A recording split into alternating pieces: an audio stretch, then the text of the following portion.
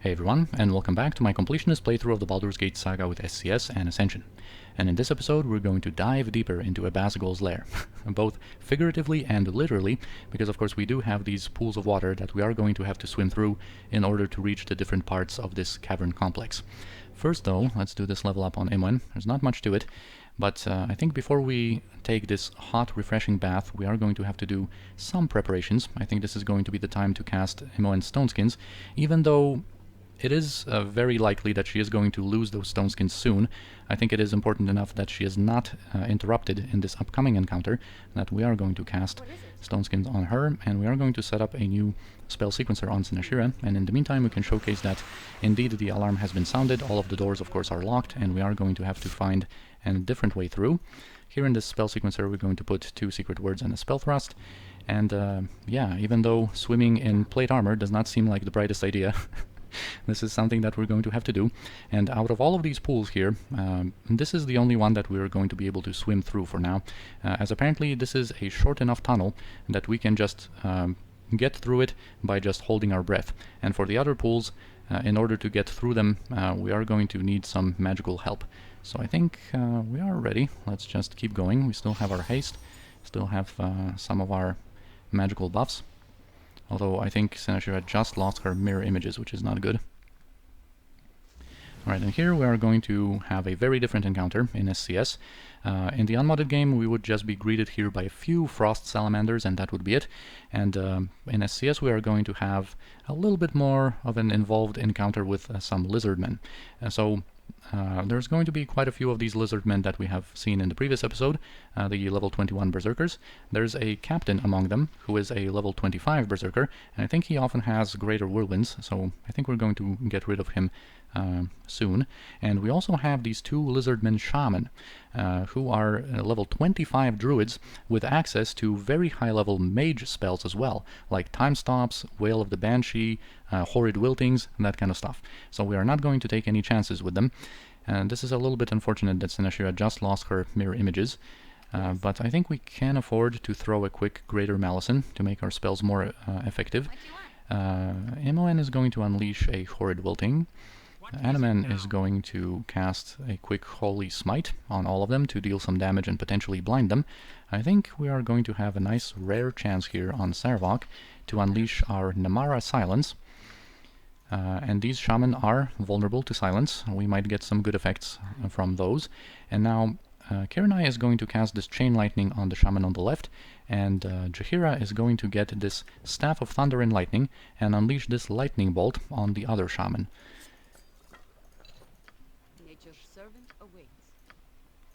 Alright, and now we just see what happens. Right, some of our spells are already in effect. We were able to interrupt the shaman on the right, although this lightning bolt hasn't been all that effective. I guess there weren't too many of lizardmen in its path, but thank you, Jaheira, nonetheless. You did something. Did something, well, a little effective. And I think before we engage in melee combat with Sinashira, we are going to pull her out of there and renew some mirror images first before we go in. She does have still that contingency with Stoneskins, but I'm not going to put her in danger just to have these Stoneskins applied at 50% of her health. That's the condition. Alright, now let's me just check. This shaman, one of them was silenced, at least, and perhaps the other one who was not silenced was interrupted then.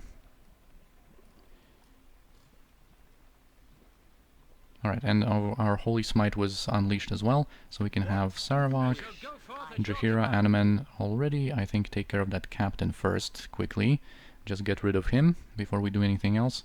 And we'll see about Kiranai. I think she also might have already unleashed, yeah, her Chain Lightning. It's the projectile is here, so we can also use her physical damage already.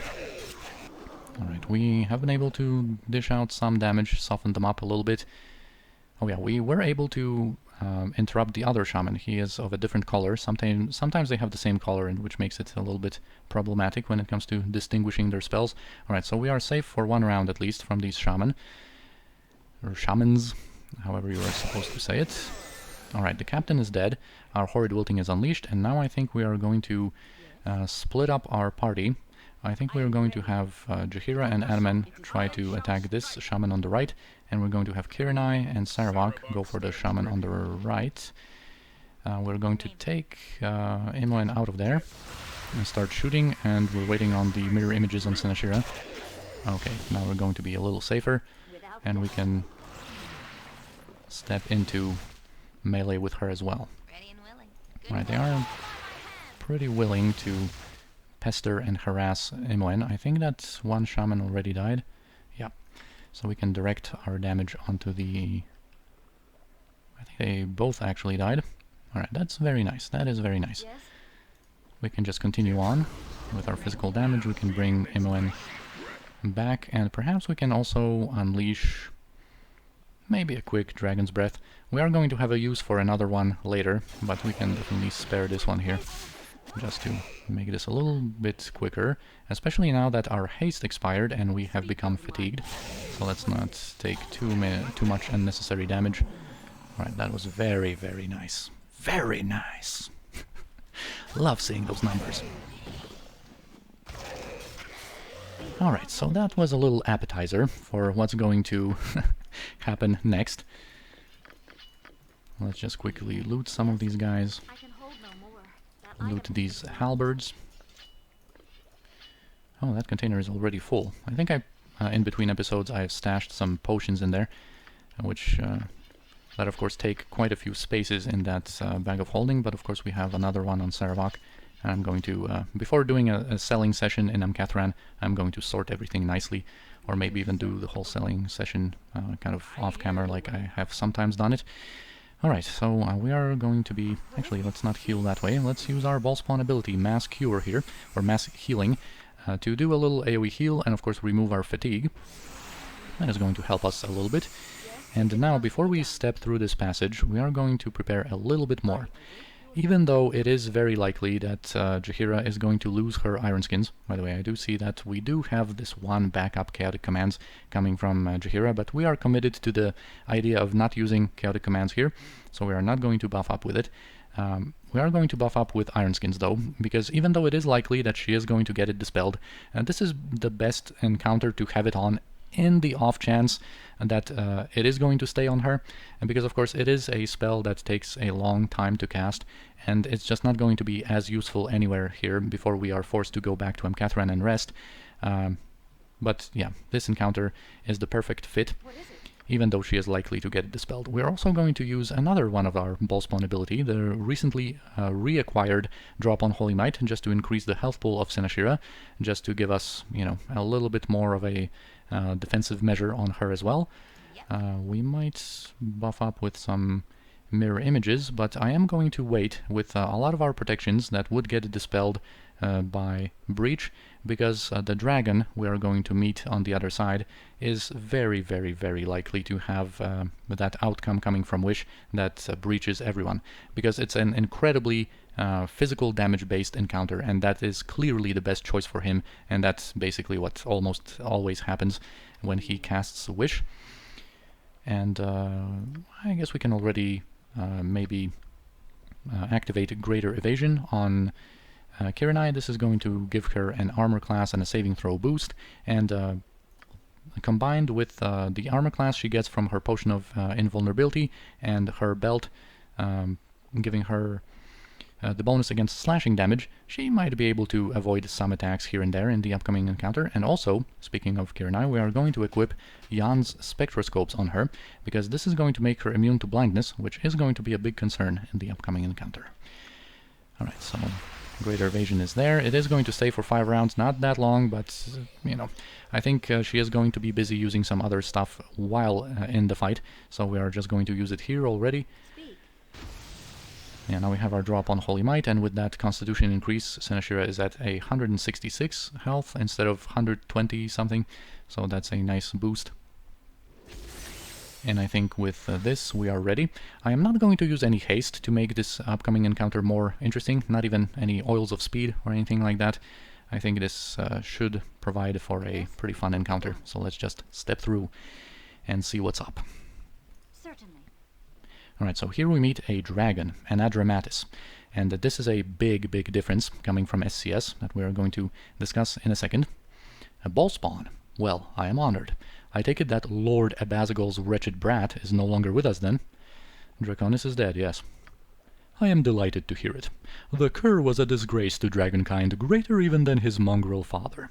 But now, Ballspawn, what is it that brings you to my cave? So, it's an actually very well-written dragon in my opinion, but we're going to explore his dialogue options in a second. I would like to just draw some attention to this conversation option, which is a reference to what normally would be awaiting us here. Because normally this whole room would be different. It would use the layout that we have last seen, I think, in Watcher's Keep on level 5, when we were battling wits against that female imp. It would be a small room with 2 bone fiends, some containers with some ammunition, and a little pool from which we would be able to fill our flask with that breath potion. Or breath, or breathing liquid, that kind of thing. But here, this whole battlefield is larger here, because we are going to fight this dragon, and the pool we need to draw from is behind him. So we can actually use this one. Actually, I think I may have taken the wrong turn. You haven't seen a couple of bone fiends anywhere around, have you? Ballspawn, fallen and humiliated I may be, but I am not so addled in wits to be that easily fooled. What is it that you want? And here we're basically going to have 2 dialogue routes to engage in, and I wish there was a middle ground, because one of them is like super flattering to him, and the other one is pretty hostile, pretty rude, and I wish there was a middle ground, but this does make sense, because there are 2 outcomes that these conversation paths will lead to. So this is always going to result in a fight, but if we are nice to him, or courteous, I think is the word, and flattering, he is going to still fight us, but at the end of the fight he is going to surrender and give us an item and allow us to pass. Of course, if we are rude, this is going to be a fight to the death, and from his corpse we are going to be able to loot some scales that Cespinar is going to be able to use to craft an item. And I think we're going to talk about these items after the fight, but already I'm going to say that I'm not going to really engage in this flattering route.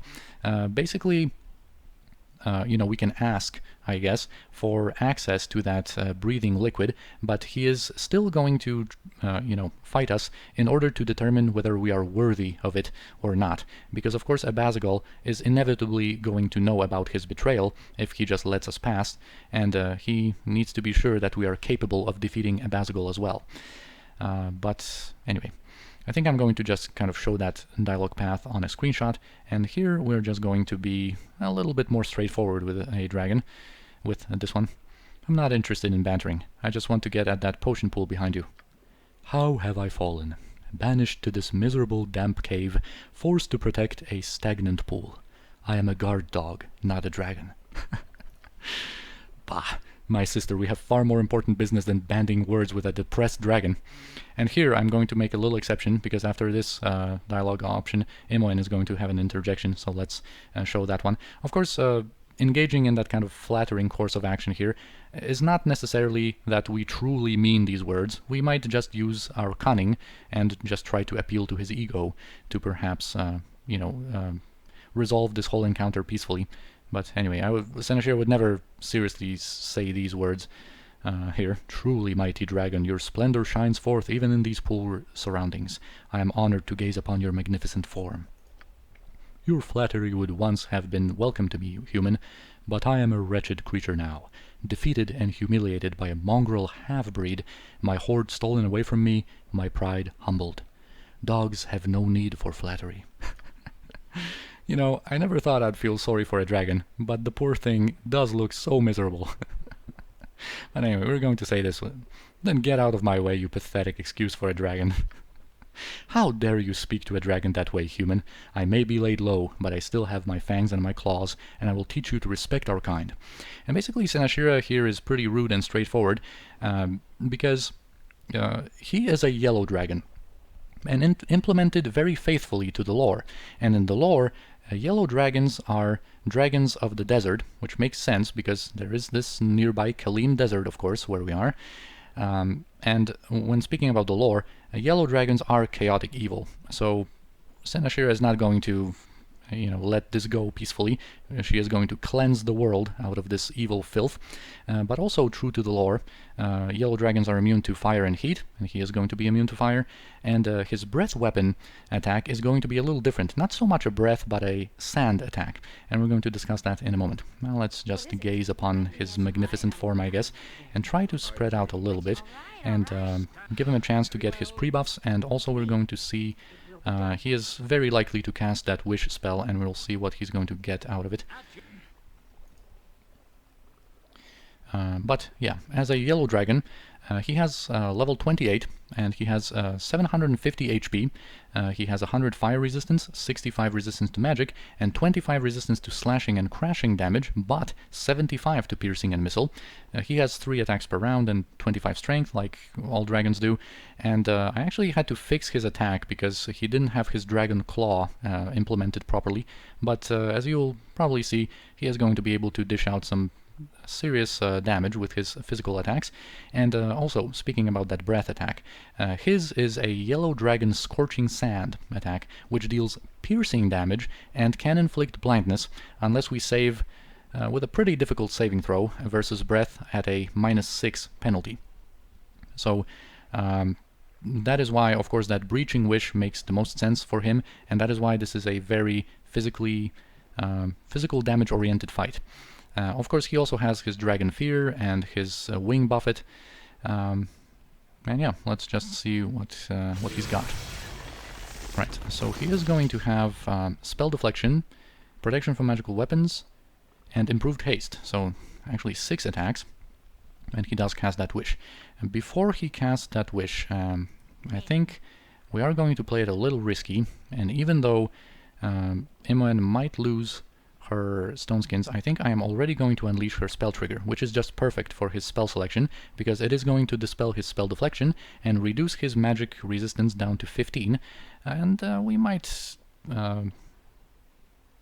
take advantage of that a little bit after we breach him, because he also has protection from magic energy, but our breach is going to remove that immunity, and perhaps we're going to be able to offer him a horrid wilting or something. We'll see about that. Now let's take a look at what this wish is going to be. That's why I'm not casting anything on anyone else, because I want to have the rounds open in order to apply some protections after they get breached. And yeah, that breach wish it is. So let's just keep Imoen at a distance. Now she unleashed what she needed to, and the next round she is going to reapply Stone Skin from a scroll. And we are going to dispense some Stone Skin scrolls. We have 17 of them left, so we can definitely spare some here.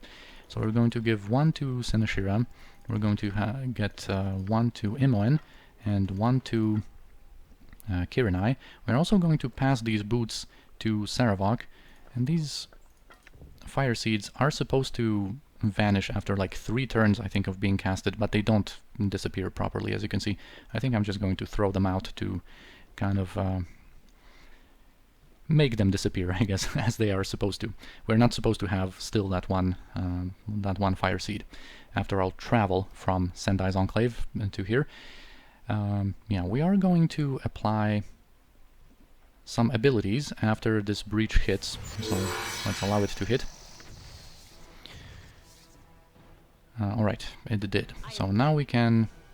I think on Jaheira we are going to first apply hardiness, actually, because of course this is going to give her 40 physical mitigation instead of just 20. Whenever Animan gets down, we are going to cast Armor of Faith on him, and yeah, we're basically... This didn't really happen in our fight against Draconis, but here we might be able to see it even more than just this start. Of course, Animan got knocked unconscious by this dragon's wing buffet. Of course, now that we are not protected by chaotic commands, we are susceptible to that kind of effect, so we might get a little smacked around by his wing buffets that he seems to use very often, normally. Alright, so now we can start casting our Stone Skins. We are going to apply hardiness on Saravok, and we're going to get Stone Skins next round on Imoen as well. Alright, Animan, we need you. We're going to have to run out with you, I think. And we are going to apply this Armor of Faith on you first, and then heal you. Perhaps we might use a Rod of Resurrection to heal Animan, although his situation is not that dire yet. But yeah, we're going to see about that. Now, after this round of stuff, well, do we want to be even riskier? Because, okay, no, we don't. I was debating casting Breach from Imoen, but I think we're going to use Breach from, say, Kiranai to dispel his protection from magical weapons, and we're just going to try to survive until then. Let's actually get Anomen to safety, or to a somewhat safe position, as safe as it can be. Let's keep ourselves spread out a little bit. Alright, Anomen does have his Armor of Faith. Maybe let's use a healing potion here. Alright, that's his Scorching Sand attack. So as you can see, because we have that mitigation active on us, the damage was not so serious, and of course characters that have stone skins were not even scratched. This is the power of stone skins in this encounter, but Senashira was blinded. So what we're going to do is cast Cure Disease on her, because it does cure blindness, and perhaps we're going to have to run out with Jaheira. But it is imperative to cure this blindness, because actually, since the dragon has such a big hitbox, with blindness you are not going to be able to attack him. Our characters would just stay near him and just not make any of these attacks. So it is imperative to get rid of that blindness. I think we might have already unleashed our Breach. Yes, we did. So now we can finally start attacking ourselves, and we'll see how this is going to go. Alright, Imoen has stone skins, so she is going to be a little safer. And perhaps we... well, let's not cast anything on her just yet, because this dragon is going to have more protections than just that. Alright, Senashir was cure of her blindness. She can rejoin the fight, and I think we're just going to pull Jaheira out of there to perhaps first give her Armor of Faith, just so she can have some decent mitigation, and then go in. We're waiting on that potion on Anomen, which should trigger soon. Okay, now Anomen can go in. And we are dealing some damage to him. We can start shooting. Alright, so the dragon unleashed a spell sequencer with Stone Skin, another spell deflection, and a fireball that we are not perfectly protected against, but we do have generally some resistances on most of our characters, so that is fine. Now, I think we are going to... I would like to save Senashira's spell sequencer for his potential spell trigger that he has not yet unleashed. It might offer us something that we might need to dispel in a more involved way, so I think we're just going to perhaps... do you have anything? You have this Ruby Ray. Let's just cast it manually and get rid of his spell deflection, and perhaps we're going to breach him again. We'll see about that. Now you have not yet applied your Armor of Faith, because I did not give you the order to do so, so now you know, Jaheira. Make yourself useful. Alright, now she is nicely protected against physical damage. She has 60 physical mitigation. I think we might even add her damage to the fight, even though she is not, well, 76 HP. Let's actually just heal her. Now, Saravok. I think we might want to apply the meager stone skins on you coming from the Boots of the Gargoyle. Now you should be able to apply that to kind of lessen the damage coming from the dragon onto you. Anomen, you are going to need another heal. Alright, there you go. Alright, Saravok has the stone skins. Let us resume attacking. Ruby Ray hit, so I think... are we dealing damage to him already or not? He is dealing damage to us. I think we are just cutting through his stone skins still, so we can definitely spare a charge of a breach here. Okay, Senashira is knocked down. We are going to need a fresh wand of spell striking on Kiranai. And that is for sure. Now let's use her breach then. Alright, even though he did unleash this spell trigger, I think it's again a situation where it's kind of dicey how this breach would act, because of course the breaches coming from the wands of spell striking incorrectly bypass magical protections, kind of skipping the intended SCS mechanic. So I don't want to take advantage of a breach if it would have been stopped by this immunity to abjuration. So what we are going to do here is we're going to stop all of our attacks. We're going to detect illusion on Kiranai to get rid of his improved invisibility. because he has both an immunity to abjuration and divination. So we're going to first dispel his improved invisibility, and then we're going to unleash that spell sequencer coming from Senashira to just get rid of all that, and then we're going to cleanly breach him, and it should be nicely fine. Alright, so detect illusions on him, and I think Saravak, we might even spare a charge of the Rod of Resurrection to heal him fully, because, yeah, he needs 120 around hit points of a heal, so we're going to go that route with it. Alright, his illusions were dispelled. Now we are going to unleash our spell sequencer to get rid of all of his stuff. We're going to bring Jaheira a little bit closer. We are going to have to keep healing on Anaman. Alright, and now that this was done, let us actually expend a charge of Breach like we would have to under normal circumstances. Alright, boom, now we can go in. Alright, another Scorching Sand breath attack. We are relatively unscathed, but Anaman definitely needs to heal. Actually, I think this warrants a charge of Rod of Resurrection. Yeah, we need some big boy heals in this encounter, for sure. Alright, he did manage to unleash that, even though he was knocked unconscious. Alright, he does have Spell Trap, so we could preemptively just remove it with our Rod of Reversal, and I think I am going to do it in case he applies some kind of physical protection that we want to get rid of immediately. Let's just get rid of that Spell Trap already. Alright, Kirnai lost her Stone Skins, which is a little concerning, but I think she just can keep fighting. Alright, she's knocked back again. Alright, that spell trap is dealt with. It might incentivize him to cast another spell protection on himself. We'll see what he's going to do. He is near death though, so he might not get the chance, and indeed he doesn't. He cast another spell trap and that didn't help him at all. So yeah, he does die, and from his corpse we are going to be able to loot the yellow dragon scales, and Sespinar is going to be able to fashion us an armor out of that. A pretty useful armor, actually. We're going to see that later, but if we had, of course, engaged in that more peaceful conversation route with a lot of flattery, he would just surrender and give us an amulet that makes us immune to any wing buffet attacks, if I remember correctly. So this also has some limited usefulness. Both of these items are not spectacular at all, but also one kind of exploity thing that you can do is after he surrenders, he is going to, of course, attempt to leave the scene and still be active for a couple of seconds, and in those couple of seconds you can actually finish him off and actually have both of the rewards if you want to do such a thing. But okay, now we can get to this pool and finally fill our flask with this breathing liquid, and now we have this breath potion that is going to allow us to access an additional pool.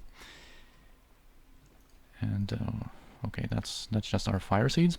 Now before we get out there, there is going to be another SCS surprise for us. And let's just heal up a little bit, and we are going to now change our equipment.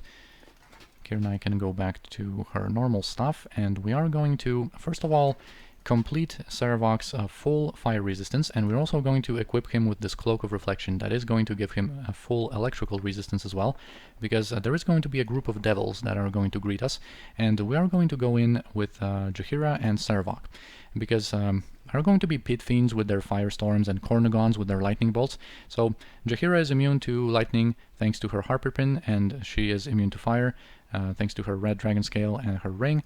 And then Saravak has the Surepack plate, Helm of Brilliance, and the ring to make him immune to fire, and he's going to have the Cloak of Reflection. And I think we're going to go in with the two of them, Jaheira and Saravak. And I think for that purpose we're going to bring Saravak a little bit closer to the front lines as we step through this passage. And we are going to smite some of these devils. Let's just give a few seconds so that Saravak can act immediately. And now let's go in. Alright, now we can move Saravak back to be familiar with our party layout here. And yeah, now there's going to be 2 Pit Fiends and 4 Kornagons teleporting in. Apparently at the bidding of Lord Abazigal, as we will see. Let's kind of just spread out with our other characters here, I think, a little bit. Senashira is just going to observe her underlings from afar and let them do all of the work before she goes in. Let's allow them to spawn properly. Yeah, actually they didn't... okay, here, that's the proper line. You shall not leave this place alive, Ballspawn. Abazigal commands it. And of course, these lines are from the Watcher's Keep. They still say that. Anyway, let us activate some smites then. Now we have smite on both Sarevok and Jaheira. Unfortunately, this one Pit Fiend managed to go improved invisible, and that might prove to be a little problematic, but I guess Jaheira is going to dispense some stuns on these Cornagons then. Sarevok stands ready. Yeah, they both got smite properly, and let's go in and stun some guys. Alright, boom. We can start stunning guys all around. Okay, now we have that Pit Fiend, and now we can go in with all of our other guys. Just to keep it safe, just to keep it nice. Sarevok also managed to give us another one of his Deathbringer assaults attacks. Alright, here's that lightning bolt. We did go in a little bit too quickly, I guess, with this one Cornagon that was still able to act. We did suffer, you know, some inconsequential damage. Okay, Sarevok, can you calm down a little bit, please? Sarevok, you are crazy, dude. You are crazy, dude. With these Deathbringer assaults. Isn't that supposed to be like a 5% chance? So act like it, please. Right, so let's actually renew the stun on this Cornagon here. And let's just deal with this Pit Fiend, now with the other one. And let's renew the stun. Actually, Sarevok is going to do that. Let's renew the stun on the other Cornagon. We still have that smite active, so that's pretty good. Let's keep healing, let's keep dealing with our opponents. And yeah, this should be smooth enough. Oh, we had a nice opportunity to use some of our abilities here, and there we go. Alright, Kirnai's bleed is going to expire in a second. Sweet gems there. Speak, I am listening. And okay, now let's go back through that short tunnel. We can dive through. And now we are going to have access to another pool. And this is definitely something that we can engage in even in this episode. It might be a little bit longer, but I do want to finish this portion of Abazigal's Lair. We are close to having to return to Amkatran. Just this one section is needed to complete first. By the way, this pool here is going to say that it is a too long or too complicated, I guess, complex of caverns, that without a rope to kind of guide us or allow us to see where we've come from, at least, we're not going to be able to go through it. And this is the only one that's available to us. Now that we have that breath potion. Normally it's a long tunnel that we wouldn't be able to swim through. And before we engage the opponents here, we are going to have some gear changes. In order to take advantage of the crushing damage that some prominent opponents are going to deal, we are going to equip Jaheira with it, and we are going to go back for a moment to our Club of Detonation, because it is going to be very effective, as we are going to meet our old friends the Kuo-toa here. And they are all going to have 33% physical damage resistance, but almost all of them, I think all of them except their captain, have their standard 25 fire vulnerability, their negative 25 fire resistance. So we are going to treat them to some fire. And since Sarevok and Jaheira are fully protected against their stuff, we are going to send them through first. And there's also the concern of their paralyzing bolts, or stunning bolts.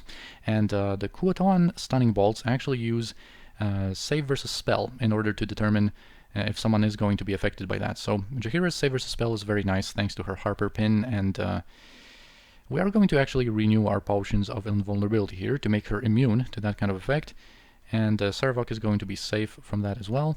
So they are going to go in first. We're going to throw in some fire spells for sure, and then perhaps we are going to approach with some other of our party members. Alright, let's go in there. And I think again Senashira is just going to manage her henchmen here, her forces from the back. I think, before she really goes in there. Alright, so there are going to be some Kuo-toa and some greater water elementals are going to show up. Alright, Imoen is going to unleash that Dragon's Breath here. We're going to treat them to some nice fiery burns. Jesus. And I think this is going to be it for a little bit. Yeah, some other ones are going to go from, of course, join the fight with SCS awareness. They are spread out throughout a couple of rooms here, but most of them should be interested in joining the fight here. Let's actually focus on this priest. Yeah, these greater water elementals here are have a projectile attack that deals crushing damage, and it can deal a fair amount of damage, but we are going to be nicely protected against that thing with our Roranax helm, and Sarvok of course has a nice health pool. We are already getting our money's worth using the Club of Detonation. I think we have unleashed our Dragon's Breath, so now let's have Imoen step back for just a second, and I think after they are nicely softened up, we are going to go in with our other characters. Let's maybe take care of this whip. In Baldur's Gate 2, these whips are fighter thieves that, you know, can go invisible, can backstab, for no impressive amounts, of course, but I'm mentioning it because there was a comment under my old video when we were battling Kuo-toa in the Underdark, mentioning that apparently in older D&D versions they might have been monks. As far as I could research the topic, they just seem to be some kind of a clerical spellcaster in newer editions, but I'm not sure about the older ones. But in Baldur's Gate 2 they are thieves. Yes, without doubt. Fighter thieves, to be more precise. Alright, here we can go in, and I think what we're going to do is cast a nice firestorm, kind of in this passage and in the other room, and Imoen might add an incendiary cloud in there. Yeah, I think there are still some Kuo-toans that did not join the fight, so this should be pretty effective, and then we're going to, of course, send Jaheira and Hanuman and Sarvok forth. So let's actually block the passage with them. Kind of occupy their attention here. There are going to be some more greater water elementals showing up as well.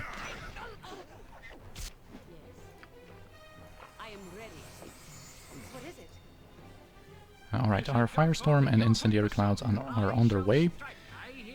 I think I'm going to actually already switch Hanuman to a sling, because we are going to have a use for some ranged attacks soon.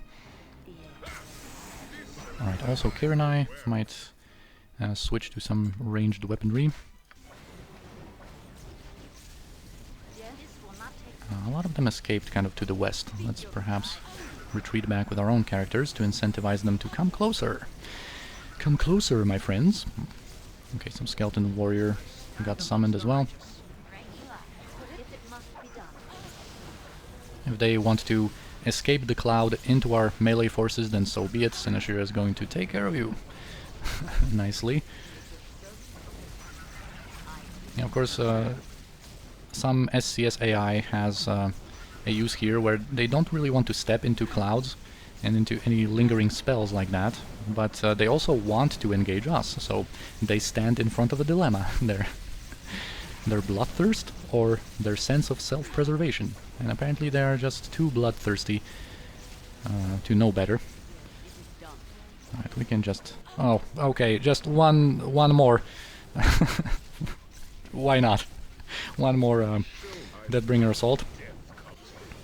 We apparently haven't seen enough of them yet.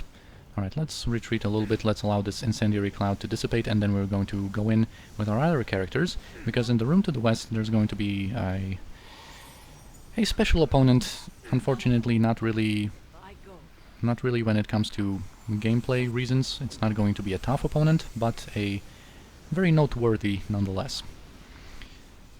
Alright, now we're done with that. Still one Kuo-toan warrior. Let's just get rid of him from a distance. Boom!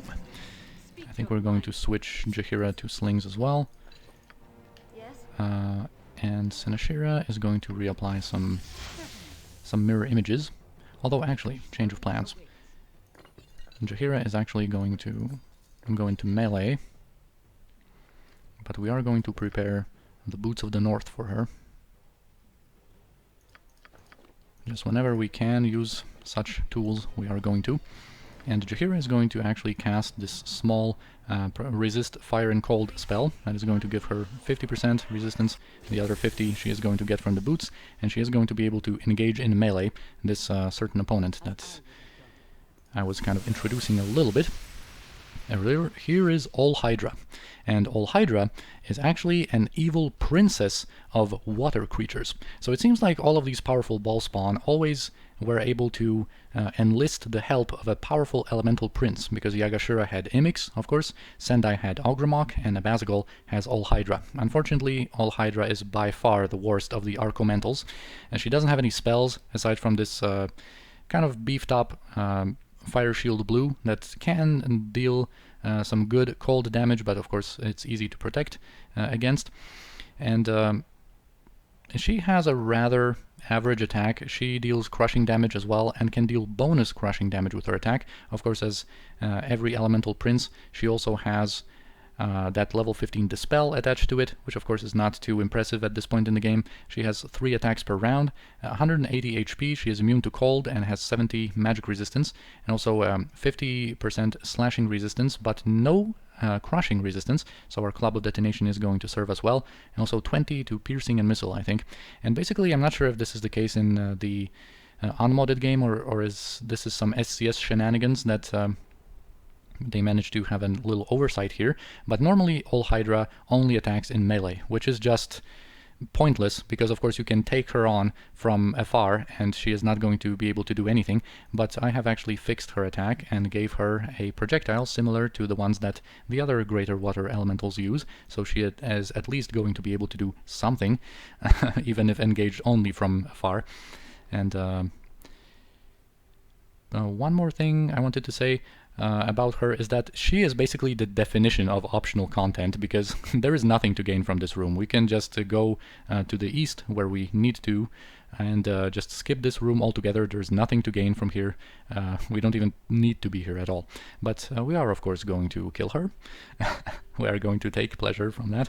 And yeah, they are dealing crushing damage, and you know what?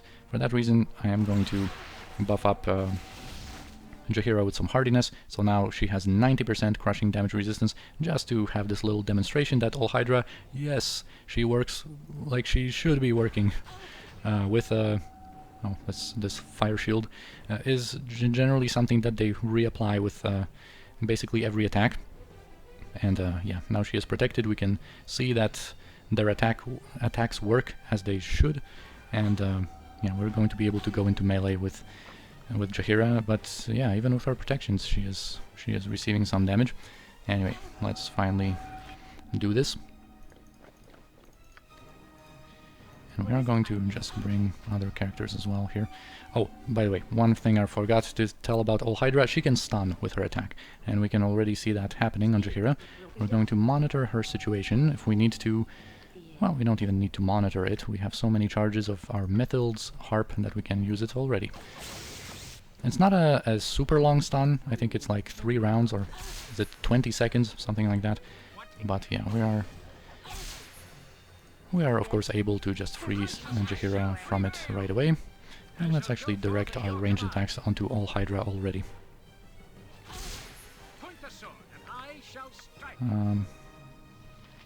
I think we can maybe use this rare opportunity for a Bolt of Glory. Maybe we're going to be able to unleash it before Olhydra dies.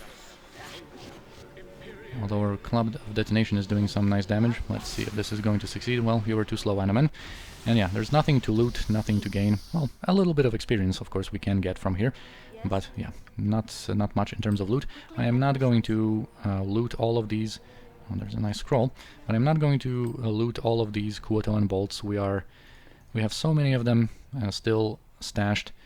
And we are not really making use of them because, of course, they have that save versus spell attached to their effect with no penalty, so they're not too impressive at this point in the game. And yeah, we can switch to our normal stuff now and proceed east. Alright, yeah. Sometimes there is still one straggler hiding in stealth. So let's just take care of him. And now unlock the door here. And speak with this prisoner. Some kind of monk. Don't touch me with your scaly claws. No more torture, I beg you. So are you hurt? How can I help you? You have no scales. You are no fishman. Please, you must listen to me. The Archbishop Lazarus, he led us down here to find the lost prince. The bastard led us into a trap. Oh, sorry, wrong game. Got a little carried away. Abazigal must be stopped. Oh, okay, that makes that makes a lot more sense. Yeah, that's why I'm here. I can help you. Help you to defeat Abazigal. I know the secrets of this place. I feared my knowledge would die with me, but now I can pass it on to you. The tunnels are the key. Abazigal's caverns are connected by underground tunnels. You will have to explore them to find your way through this maze of caverns. Well, I already know about the tunnels. Some of the tunnels are long and dark. It is easy to get lost within their vast expanse. If you had a rope, you could tether it in place and use it to guide you through the darkness. Please tell me you have some rope. I hid a rope within the hem of my robes, but the fishmen took it from me. They burned it in front of me. That was when I knew I would never escape this horrid place. But the villagers in Amkethran will surely have some that is suitable. So this is the change from SCS. Normally, he does have a rope that he gives you here, and you can just continue your adventure throughout Abazigal's lair. But here in SCS, we are going to have to return to Amkethran and then come back to Abazigal's lair, at which point there are going to be some additional challenges for us to overcome. This is just a great idea and a great execution, as you will see in the next episode. But anyway, is there anything else you need to tell me? There is something else. Something you must do before you can face Abazigal. The entrance to Abazigal's inner sanctum is protected by a dragon. Well, I'm quite used to killing dragons by now. The dragon does not serve Abazigal willingly. She is under a geas, which compels her to defend the entrance to his inner sanctum. Yet, even should you defeat her, the spell which seals Abazigal's gates will not be broken. When Balthazar sent me here on my mission, I brought a powerful scroll of reversal to break the geas and open the entrance to Abazigal's private chambers. The scroll was taken from me, but it cannot be destroyed. I suspect it is still in the possession of Abazigal's minions. You must find that scroll to break the geas and gain access to Abazigal himself. Alright, since you find your way into this chamber, you must already have discovered that certain pools within this complex contain a liquid which will allow your lungs to breathe water for a short time. And of course, we have already found that. Don't lose it. Well, that was not my intention to ever getting rid of it before being done with this place. I still want to know why Balthazar sent you here alone in the first place. That you shall not know. My mission dies with me. I now accept that I shall never leave this place alive. My injuries are too severe, my tortured body defiled, so that even healing magics can no longer save me. I resisted death's soothing embrace only out of duty to Balthazar. But now you will kill Abazigal, and I am freed from my obligations in this world. Well, I'm glad for that vote of confidence here. I wonder, Sinashira, was that monk a captured spy, or was he here for some other reason? I guess we'll never know. A death that awful can't be undone. And if you have Viconia here, she is going to have an interjection saying that the handmaidens of Loth often use such injuries as well, basically defiling the corpse, making the death most final and most unpleasant in their final moments, with her words there. And, and Saravok chimes in as well. A shame the manner of this man's death prevents us from restoring him to life. My interrogations could have brought us much information. So yeah, that monk might have been some kind of a diplomatic messenger, or perhaps some kind of an assassin, seeing that he had that scroll of reversal prepared with him. But anyway, we are going to be able to loot this crafting component, Hindo's Hand, with which we're going to be able to upgrade Hindo's Doom. Alright, Saravok is too far away. Let's just quickly sort this stuff. And yeah, now we're going to have to go back through the tunnels and go back to Amkethran to actually get that rope. And, using that occasion, we're going to be able to replenish our supplies and all that. Unfortunately, this passage is still under lockdown. We have to go through a slightly longer animation and get our clothes wet yet again, I guess. But yeah, we're going to go back to the main cavern, and we're going to have to return to Amkethran. But all of that is going to commence in the next episode. For now, I thank you for watching. I hope you've enjoyed this one, and I'll see you next time.